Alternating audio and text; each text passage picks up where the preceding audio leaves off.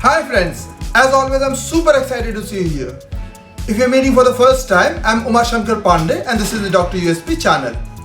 I host videos on media, communication, statistics and research on this channel. To stay updated with the latest on this channel, I urge you to consider subscribing to the channel. Normative theories were first proposed by Siebert, Peterson and Schramm in their book 4 Theories of the Press published in 1956. Let's find out beyond 4 theories media system types.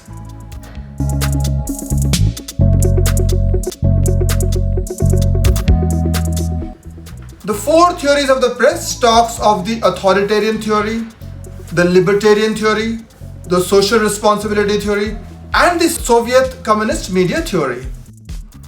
A number of other media systems were suggested by William Hachten, Dennis McQuail and Hallin and Mancini among others.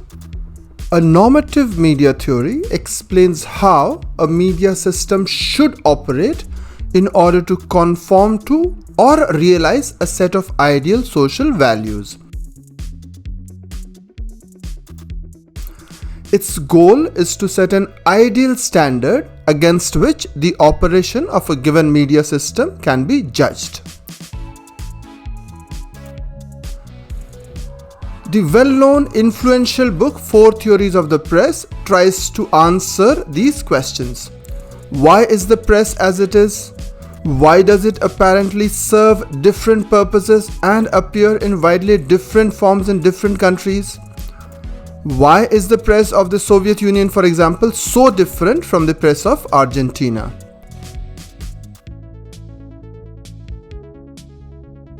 The authoritarian system is one whose chief purpose is to advance the policies of the government in power and to service the state. Media is controlled through patents, licensing, and sometimes censorship. It can be both privately or publicly owned media in the authoritarian system. Criticism of the political machinery and officials in power is prohibited in this system. The press is an instrument for effecting government policy. Whoever gets a royal patent or similar permission can run the media in this system. The philosophy is the absolute power of the monarch or government. The chief purpose of the libertarian system is to inform, entertain and sell, and also to discover truth and keep a check on the government. Defamation, obscenity and wartime sedition are prohibited in this system. It is chiefly private owned. It is an instrument to keep a check on the government. According to the social responsibility theory, media must assume obligation of social responsibility. Their chief aim is to raise conflict to the plane of discussion. Invasion of recognized private rights and social interests is prohibited. Anyone who has something to say can run the media.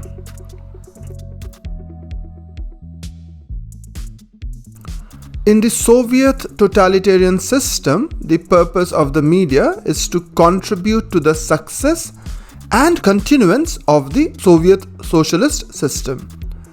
Criticism of party objectives is prohibited, but not the tactics. Only loyal and orthodox party members are allowed to run media houses in this system.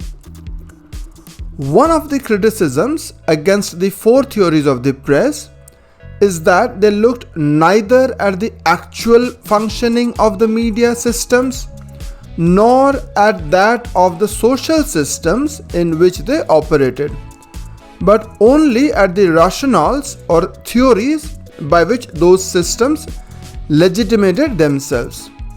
Also, as we know, the Soviet model has disappeared. In 1977, Lowenstein and Merrill elaborated 4 types. They spoke of authoritarian with negative government controls, social centralist with positive government controls, libertarian without any government controls, and social libertarian with minimal government controls. Professor William A. Hachten proposed a revision of the original 4 theories. He proposed 5 theories. He retained the authoritarian and communist press concepts separately, but combined the libertarian and social responsibility variants into an overall Western concept.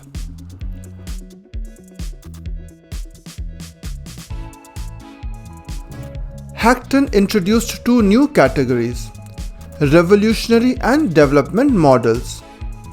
He defined the revolutionary concept as being illegal and subversive mass communication, utilizing the press and broadcasting to overthrow a government or wrest control from alien rulers.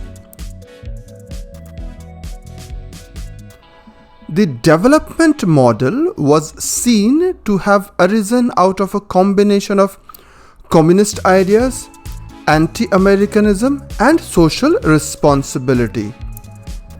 It introduced the idea that individual rights must be subordinated to the larger goals of nation building and thus must support authority.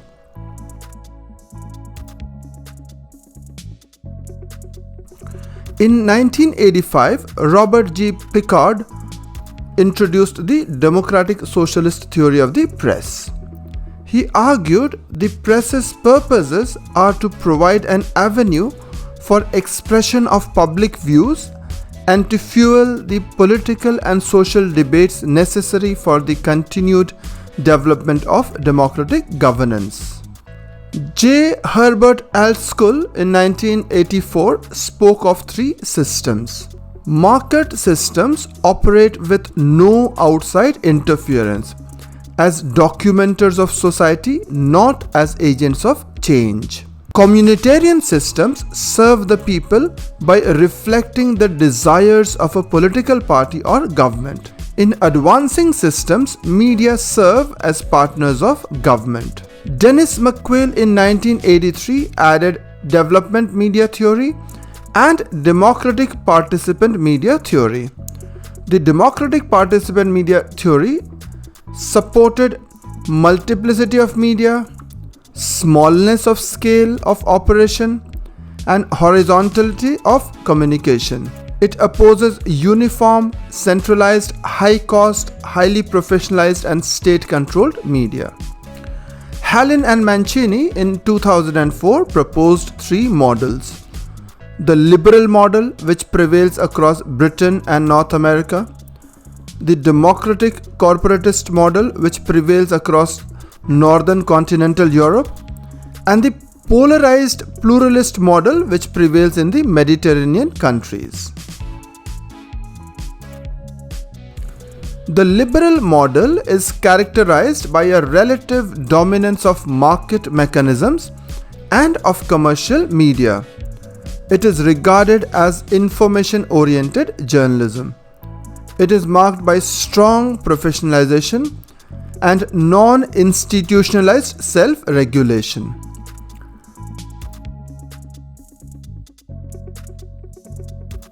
The democratic corporatist model is characterized by a historical coexistence of commercial media and media tied to organized social and political groups, and by a relatively active but legally limited role of the state. There are press subsidies and a strong public service broadcasting. The polarized pluralist model is characterized by integration of the media into party politics, weaker historical development of commercial media, and a strong role of the state. It is also marked by weaker professionalization and periods of censorship.